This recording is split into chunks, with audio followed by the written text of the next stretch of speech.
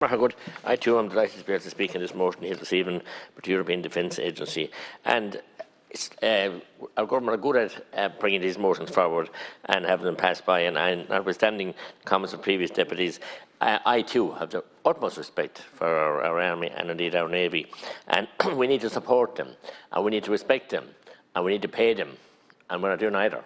We give them lip service, all right, and we can see how important the army are to us now in helping them with quarantine and God knows what else during this pandemic. And they're always there, and then to be out on the roads and everything else and getting a fraction of the subsistence that Garda Síochána get is downright insulting.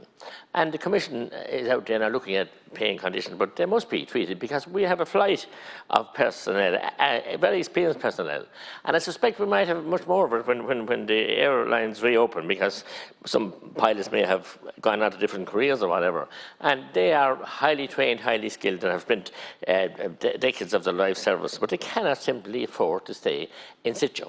And that is a real politic and a fact. So we're good at supporting this, and we're linking up with our European colleagues, but we're not so good at supporting our own. They call it Kayla. Where's that gone when it comes to our army and our defences? And I have a further worry and a further concern for Dáil Éireann's, God rest them, neutral country. I have a further worry with the things that are going on in Europe and have been going on for a long time. And I have a further worry that if we have the European vaccine passports, as this fight of surveillance will be used to spy on our own people who have to have vaccine passports to travel. I mean, where's our freedoms gone? It was dearly fought for by the men of 16 and the men of 21, 2 and 3. Where are they gone? And when we have discussions here and COVID debates, and we see in 2018 and 2019 where committees in the EU were looking at vaccine passports, ever before we had a pandemic, or a so-called pandemic, ever before we had it.